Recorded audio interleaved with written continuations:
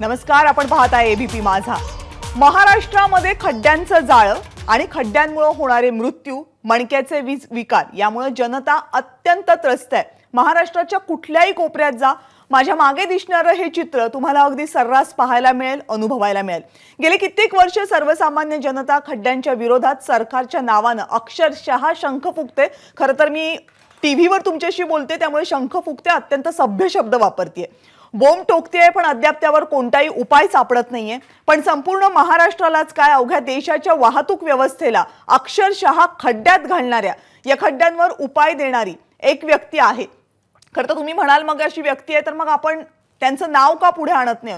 अर्थातच अनेकदा अशा व्यक्ती आपल्या देशामध्ये जन्माला येतात आणि त्यांच्या टॅलेंटचा, त्यांच्या बुद्धीचा उपयोग परदेशात झाल्यानंतरच आपल्याला जाग येते. अशीच एक व्यक्ती आहे ठाण्यामधली आणि नाव आहे डॉक्टर विजय जोशी. महामार्ग निर्मिती तज्ञ डॉक्टर विजय जोशी मूळचे ठाणे पूर्वेमधले रहिवासी आहेत. डॉक्टर विजय जोशी यांच्याकडे खड्ड्यांवरच्या समस्येवर अगदी जगन्मान्य उपाय आहे. ऑस्ट्रेलिया आणि न्यूझीलंड या देशांमध्ये त्यांच्या मार्गदर्शनाखाली फ्लुटॉन होगॅन या कंपनीनं अनेक रस्ते बांधले आहेत. ऑस्ट्रेलियन सरकारनं 2012 साली त्यांना देशातला सर्वोच्च पुरस्कार दिलाय, ज्याला ऑर्डर ऑफ ऑस्ट्रेलिया या नावानं ओळखलं जातं आणि त्या पुरस्कारानं त्यांना गौरवण्यात आले. डॉक्टर विजय जोशी आज आत्ता माझ्यासोबत स्टुडिओमध्ये आहेत. डॉक्टर, खूप खूप स्वागत तुमचं एबीपी माझामध्ये. नमस्कार, थँक्यू फॉर इन्व्हिटेशन. थँक्यू. आणि आम्हाला पण अभिमान आहे की तुम्ही आज स्टुडिओमध्ये आमच्या सोबत आहात. आणि खरं तर मला सांगा, ऑस्ट्रेलियामधनं तुम्ही भारतामध्ये आलात कधी आत्ता नजीकच्या काळात? जस्ट 2 दिवसापूर्वी आलो. आणि विमानतळापासून ठाण्यापर्यंत प्रवास केलात? हो, 2.5 तास. कसा होता? 2.5 तास लागले. 2.5 तास लागले. आणि मूळ कारण खड्डे. हो. काय वाटतं तुम्हाला, तुम्ही जगामध्ये 20-20 वर्ष टिकतील असे खड्डे मुक्त रस्ते बांधून देता आणि तुमच्या घरी जायला तुम्हाला काही किलोमीटरचं अंतर पार करायला 2.5 तास लागतात? दुःख होतं एवढंच. म्हणजे कोणालाही क्रिटिसाइज काही करता येणार नाही मला. पण ज्या आमच्याकडच्या ज्या फॅसिलिटीज आहेत, किंबहुना रस्ते बांधत असताना जे काही टेंडरिंग चालतं, त्याचं इव्हॅल्युएशन चालतं, तर ते खरोखरच वाखाणण्यासारखं आहे. आणि I just wanted to share that की आपण इथे जास्तीत जास्त आम्ही तिथे काय करतो, मी इथे खड्डे का आहेत याच्यापेक्षा मी तिथे चांगलं काय करतो हे मी तुम्हाला, म्हणजे मला सांगायचा आनंद वाटतो. पहिल्यांदा एकतर जेव्हा कुठलाही रस्ता बांधायचा असेल, जेव्हा स्टेट हायवेज किंवा PWD किंवा इथल्या भाषेत NHAI, तर ते बऱ्याचशा कॉन्ट्रॅक्टर्सना बोलवतात आणि मुख्य म्हणजे आम्ही म्हणू तसं नाही, त्या कॉन्ट्रॅक्टर्सनाही विचारतात की अरे आणखीन तुम्हाला काय काय पद्धतीने, what are the other alternative. म्हणजे हा एक sort of win win situation असते. दुसरी गोष्ट अशी असते की ते त्याच्यानंतर काही लोकांना, काही ठराविक कॉन्ट्रॅक्टर्सना ते बोलवतात आणि त्यांना सांगतात हे टेंडर कोट करा. त्यांना जेव्हा बोलवलं जातं, जेव्हा 20-1 लोक जे असतात, तर त्यातल्या फक्त 3 लोकांनाच फक्त ते सिलेक्ट करतात, 3 कॉन्ट्रॅक्टर्सना. आणि त्यांची पूर्वीची सगळी हिस्ट्री पाहिली जाते. म्हणजे जर त्यांनी कुठेही दुसऱ्या कुठल्या तरी कंपनीचा जर डायरेक्टर जरी तो असेल आणि त्या कंपनीने जर काही चुकीचं काम केलं असेल, तर त्या कंपनीला परत कुठलंही काम दिलं जात नाही. हे काळी आधी काळी असल्यासारखं मानतात. हो हो, नक्कीच. आणि तिसरी गोष्ट, जेव्हा मग त्या 3 कॉन्ट्रॅक्टरचं सिलेक्शन केलं जातं, तर तेव्हा लोएस्टलाच टेंडर मिळेल असं नसतं. ओके. त्यामुळे होतं काय की तुम्हाला खरोखरची कॉम्पिटिशन त्याच्यामध्ये दिसते. आणि तिसरी गोष्ट अशी की तुम्हाला कंपल्सरीच ते क्वालिटी काम करावं लागतं. त्यामुळे असं होतं की तो रस्ता चांगला होतोच. आणि contractor has to provide 20 years bank guarantee for the base course आणि ॲस्फाल्टिंगसाठी 7 वर्षाची. सर, हे मराठीमध्ये सांगा, हे खूप महत्वाचं आहे. रस्ता टेंडर सबमिट करताना 20 वर्षाची बँक गॅरंटी असते. म्हणजे एक ठराविक रक्कम त्यांना बँकेमध्ये ठेवावीच लागते 20 वर्षासाठी. ती बँक 20 वर्षानंतर तो रस्ता टिकला तरच ती रिलीज होते. आणि डांबरासाठी 7 वर्षाची असते, कारण डांबर 7 वर्षानंतर त्याची विस्कॉसिटी जाते. तर हा नियम अगदी कॉमन आहे. तर त्याच्यामुळे आम्ही कुठलेही टेंडर भरत असताना, आणि मी स्ट्रक्चरल रस्त्याचं डिझायनिंग ॲज वेल ॲज गव्हर्नमेंटचे कॉन्ट्रॅक्ट मिळवण्याच्या कामामध्ये मी गेली 30 वर्ष झाली काम करतो. सो ऑब्व्हियसली असं होतं की अरे खूप 20 वर्षाची बँक गॅरंटी आहे की नाही. म्हणजे थोडक्यात मी जेव्हा टेंडर भरतो तर मी माझ्या CEO पेक्षा मी माझ्या लिगल माणसाबरोबर जास्त वेळ बोलत असतो. कारण तो म्हणतो की विजय 20 वर्षाची बँक गॅरंटी आहे, लक्षात येणं तुझ्या आणि ती मोठी बँक गॅरंटी हो आहे. हो. म्हणजे आमच्याकडे 1 किलोमीटरचा जरी रस्ता करायचा असेल ग्रीनफील्ड मधला तरी $2 मिलियन लागतात.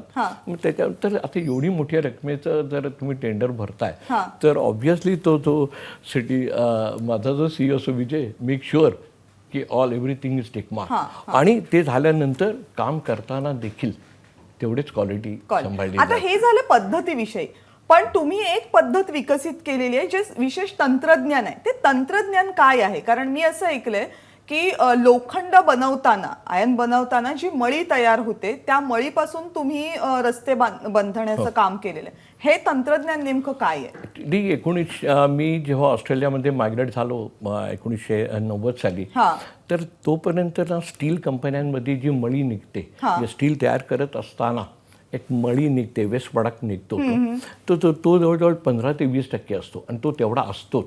तो तुम्हाला पाहिजेच लागतो चांगलं स्टील बनवण्यासाठी. तर ती 20% मळी ही फेकून देण्यात येत होती, आणि त्याचे डोंगरच्या डोंगर, म्हणजे आपल्या इथे दुर्गापूरला जर तुम्ही कधी गेला असाल तर खूप डोंगर आहेत, किंवा कल्याणला आपल्या महाराष्ट्रात सांगायचं झालं तर मुंबऱ्याचा डोंगर जेवढा आहे तर तेवढे डोंगर त्या मळीचे होते. मग मी त्याच्यामध्ये खूप अभ्यास केला, आणि 2-1 वर्षानंतर लक्षात आलं की अरे नाही, या खडीमध्ये सिमेंट आहे, तर तीच खडी जर वापरली तर तुम्हाला एक्स्ट्रा सिमेंट वापरावं लागत नाही, आणि सिमेंटिशियस ॲक्शन होते, आणि सिमेंटिशियस कॉन्क्रीट रस्ते तयार होतात. हे वापरल्यामुळे मग 1993 साली मी तिथल्या ऑस्ट्रेलियन गव्हर्नमेंटला अप्रोच झालो आणि सांगितलं की आपल्याला हे मटेरियल वापरून, वेस्ट प्रॉडक्ट वापरून आपल्याला सिडनी एअरपोर्ट बांधता येईल. आणि त्याच वेळेला एक टेंडर निघालं होतं पॅरलल रनवे बांधायचं समुद्रामध्ये. तर तो वर्ष लागलं, पण तो प्रयोग सक्सेसफुल झाला. आणि आता जो कोणी सिडनीमध्ये येणार असाल किंवा आलेला असाल तर सिडनी एअरपोर्टला जो तुम्ही उतरला, लँडिंग झालं, तो मी बांधलेला एअरपोर्ट आहे. सो सांगायला अभिमान. आणि नॉट ओनली दॅट की जेव्हा 2014 साली आपले पंतप्रधान मोदीजी जेव्हा तिथे आले होते तेव्हा माझी ओळख त्यांची करून देण्यात आली होती की सर, ज्या एअरपोर्टवरती तुम्ही उतरला तो एका भारतीय माणसाने. So that was I think हे जे मटेरियल आहे, इफ कॅमेरा क्लोज, की हे तेच मटेरियल, म्हणजे आता इथे पाहताना तुम्हाला असं वाटेल की हे दगड आहेत, पण लोखंड बनवताना जी मळी तयार होते ती मळी द्रवरूपात असते, राईट? हो, ती लिक्विड फॉर्म असते, आणि नंतर त्याची खडी होते, आणि तीच खडी रस्त्यामध्ये वापरली जाते, आणि त्या खडीमुळे बनणारे रस्ते हे जास्त काळ टिकू शकतात. याचा कॉस्टवर किती परिणाम होतो रस्त्याच्या किमतीवर? इनफॅक्ट हे वेस्ट प्रॉडक्ट आहे, बरोबर? तर वेस्ट प्रॉडक्ट तुम्ही जितकं वापराल तितकं तुमचं नॅचरल मटेरियल सेव्हिंग होतंच. म्हणजे थोडक्यात काय की मी तिथे असताना आतापर्यंत 40 मिलियन टन हे वेस्ट प्रॉडक्ट वापरण्यात आलं. याचा अर्थ काय की 40 मिलियन टन हे नॅचरल मटेरियल वाचलं गेलं. त्यामुळे आपल्या मुलांना, नातवंडांना हे दाखवायला की आपल्याकडे नाहीतर डोंगर उरणारच नाही जर तुम्ही सारखं खणत गेलात तर. वेस्ट प्रॉडक्ट वापरा, जास्तीत जास्त तुम्ही वेस्ट वापरलात, आणि त्याचा अभ्यास झालेला आहे. जगभर हे वापरलं जातं. मी 1995 ते 97 2 वर्ष ह्याच कामासाठी गव्हर्नमेंट ऑफ जपानचा ॲडवायझर म्हणून होतो, 95 साली. तर हे आता म्हणजे जगात हे रेग्युलर वापरलं जातं. आणि सांगायला अभिमान वाटतो की आपले रस्त्याचे जे मिनिस्टर आहेत भारताचे, त्याच प्रश्नाकडे येणार होते मी की भारतामध्ये तुम्ही काही प्रयत्न केलात का? हो, इनफॅक्ट गडकरीची त्यांना जेव्हा हे समजलं की असं असं करतायत तर त्यांनी स्पेसिफिकली वेळ दिला, आणि इनफॅक्ट त्यांच्या डिपार्टमेंटला त्यांनी सांगितलं की असेच रस्ते बांधा. आणि आता मुंबई तो दिल्ली जो मार्ग आहे तो तिथे हा स्टील स्लॅगचा वापरून तो रस्ता केलेला आहे, म्हणजे करतायत. आता किती किलोमीटरचा आहे? त्याची ती ट्रायल आहे 2 किलोमीटरची फक्त. पण मेजर रस्ता रांची टू जमशेदपूर बांधण्यात आलाय, नॅशनल हायवे 66. बेल्लारी कर्नाटकमध्ये, तर बेल्लारी टू बँगलोर हा रस्ता हा वेस्ट प्रॉडक्ट पासूनच बांधला गेला, आणि त्याला पूर्ण गडकरी साहेबांचा म्हणजे सहकार्य लाभलं. सहकार्य लाभले, आशीर्वाद लाभलेले आहेत, पुश लाभलेले आहे. आणि त्यांच्याबद्दल आणखीन एक सांगावं वाटतं की माझा आणि त्यांचा दर 15 दिवसांनी फोन होतो. आणखीन ते एवढंच विचारतात की कुठे गेला होता जोशीबा गेले 15 दिवसात, जगात काय पाहिलं, कारण मी अख्खा जग फिरतो, आम्ही कन्सल्टंट फॉर, आणखीन जगात कुठे काय पाहिलं, भारतासाठी काय करता येईल. So this is a positive sign. म्हणजे आणि मी म्हणजे आत्ता जरी खड्डे दिसत असले तरी end of the tunnel we see की तिथे लाईट आहे. बरं, मला ना रोज मुंबईमध्ये किमान 80 ते 100 किलोमीटर प्रवास करावा लागतो रस्त्याचा, आणि अशक्य खड्डे रोज पार करावे लागतात. माझा प्रश्न असा आहे, खड्डे बुजवण्यासाठी, आता रस्ते बांधण्यासाठी तुम्ही सांगितलं, खड्डे बुजवण्यासाठी याचा उपयोग होतो का? ह्या मळीचा नाही, ह्या पर्टिक्युलर मळीचा होणार नाही. कारण काय, प्रत्येक प्रॉडक्टमध्ये काय होणार आहे आणि काय नाही.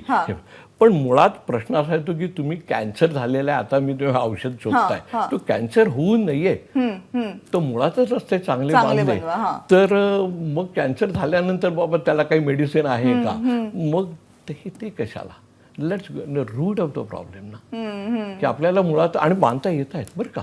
म्हणजे ऑस्ट्रेलियामध्ये जो आमचा तो मोठा कन्स्ट्रक्शनचा ग्रुप आहे, तर माझ्यासारखे खूप भारतीय आहेत की जे बरेचसे इन्फ्रास्ट्रक्चर प्रोजेक्टमध्ये प्रोजेक्ट मॅनेजर्स आहेत, चांगल्या हुद्द्यावरती आहेत, गव्हर्नमेंटमधल्या चांगल्या पोझिशनवरती आहेत, आणि ते देखील चांगले रस्ते बांधतायत. ओके.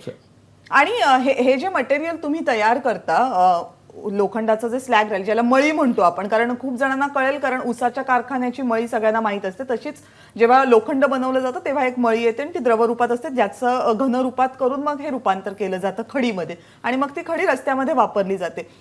ही जी टेक्नॉलॉजी आहे त्या मळीपासून इथपर्यंत येण्याची, ही खूप महागडी आहे की नाही. अच्छा, एकदा ती समजली तुम्हाला की ह्याच्यापासून ती कशी प्रोसेस करायची. आणि इनफॅक्ट मी आता टाटा स्टीलला कन्सल्टंट होतो, तर टाटानी ही वापरण्यात आलेली ती टेक्नॉलॉजी. मी जिंदाल स्टीललाही कन्सल्टंट होतो, तर त्यांनाही तेही आता त्या प्रमाणात काम, म्हणजे हे भारतामध्ये हळूहळू काम सुरू झालेलं आहे. तर अजूनपर्यंत त्याचे फुल फ्लेश रस्ते नसतील, ॲडमिनिस्ट्रेटिव्ह असेल कदाचित, पण त्याचं काम चालू आहे. आणखीन वेस्ट प्रॉडक्ट्स आहे, बरोबर, पर्यावरण स्नेही आणि 20 वर्षाची गॅरंटी आहे. आणखीन काय हवंय? बरोबर. आणि ह्याच्यामधला आणखी एक प्रश्न विचारायचा होता की हे सगळं तुम्ही करता आणि तुम्ही भारतामध्ये हे करायचं सांगितलं, पण भारतामधलं आता वातावरण बघितलं ना तर उन्हाळा खूप, म्हणजे आता तर जवळपास 45 डिग्रीच्या वर पण जायला लागलेलं आहे, आणि पावसाचं प्रमाण असं झालंय की खूप कमी वेळामध्ये खूप जास्त पाऊस असं वातावरण झालेलं आहे. तर त्या वातावरणाचा विचार करता डांबरी रस्ते सहसा खूप टिकत नाहीत आपल्याकडे. तुम्ही पण सांगितलं की ऑस्ट्रेलियामध्ये पण 7च वर्ष डांबरी रस्त्याची गॅरंटी असते, मग तिथे हे कितपत फायदेशीर ठरेल? नाही, ऑस्ट्रेलियामध्ये 7 वर्षाची डांबराचा टॉप लेअरची गॅरंटी असते, बेस लेअर तोच असतो. 7 वर्षांनी आम्ही फक्त वरचं डांबर काढतो आणि तेच डांबर परत रिसायकल केलं जातं आणि तेच परत नवीन डांबरामध्ये ऍड केलं जातं आणि ते परत रिप्लेस केलं जातं. इनफॅक्ट ऑस्ट्रेलियामध्ये कॉन्क्रीट रस्तेच्या वरती डांबर घालतात की त्याचा आवाज होऊ नये, आणि खालचं कॉन्क्रीट विकत. In fact it is a cheaper to have that sort of a combination. आणि आम्ही खूप ठिकाणी ऑस्ट्रेलियामध्ये तर खूप डांबरी रस्ते आहेत. मग आपल्याकडे हे वापरायचं असेल तर फक्त याचाच वापर करून करता येईल आपल्या वातावरणामध्ये? हो, करता येईल ना. नॉट ओनली तुम्हाला स्लॅगच पाहिजे, नॅचरल मटेरियल पासून पण आपण रस्ते चांगले करतोच की, ॲज लॉंग एज त्याची क्वालिटी असेल मेंटेन केली. फॉर एक्झाम्पल त्याची जर क्वालिटी असेल तर आपल्याला नक्कीच ते चांगले करता येतील. आणि आमच्याकडे मी आता म्हटल्याप्रमाणे टेंडरिंग करताना आता ऑस्ट्रेलियामध्ये डांबराचा रेट आहे सुद्धा $200 पर टन, आणि एखाद्या कॉन्ट्रॅक्टरनी जर $100 जर टाकला रेट ना तर तो ताबडतोब आउट होतो. ओके. तो टेंडरिंग प्रोसेसमध्ये आउट होतो, कारण तू $100 मध्ये हे काम करूच शकत नाहीस. म्हणजे तू कामाची गुणवत्ता देणारच तू देणारच नाही. तर तुला ते $200 दरम्यानच तुला ते करणं भाग आहे. दुसरी गोष्ट आमच्याकडे आणखीन एक चांगली जाते की A to B रस्ता बांधायला एक दुसरा ॲटम रेट टेंडर असतं आणि दुसरं टेंडर असतं A to B. म्हणजे मी बांधून देतो A to B, मी काय वापरतोय मटेरियल त्याची तुमचं काय कर्तव्य नाही. मी बँक गॅरंटी देतो 20 वर्षाची. So there is alternative tender also. म्हणजे गव्हर्नमेंटचं पण एक टेंडर असतं आणि आम्ही पॅरलल दुसरं पण टेंडर भरतो. बर. So there is a number of ways of skinning the cat to get the job done. म्हणजे हा फक्त तुम्ही कुठलं मटेरियल वापरता हाच इतकाच मुद्दा नाहीये, तर तुम्ही ते रस्ता बांधणीची एकूण प्रक्रिया कशी करता त्याच्यावर Yes. मग भारतामध्ये जेव्हा तुम्ही हे सगळं सांगितलं तेव्हा तुमच्याकडनं फक्त हे रस्ते बांधणीचं तंत्रज्ञानच घेतलं की प्रक्रियेवर पण काही विचार झाला? नाही, प्रक्रियेवरती विचार मला आता ते माहिती नाही की, कारण मी त्या प्रोसेसमध्ये नाही आहे. त्यामुळे तुम्ही त्यांचा उल्लेख केला ते प्रक्रिया ऐकून घेण्यासाठी इंटरेस्टेड आहेत का की फक्त तंत्रज्ञान? नाही, दोन्ही लोकांना इंटरेस्ट जरूर आहे, फक्त तो इम्प्लिमेंट कसा करायचा हा मी इकडे सोडतो. हा फार डिप्लोमॅटिक प्रश्न होईल. सो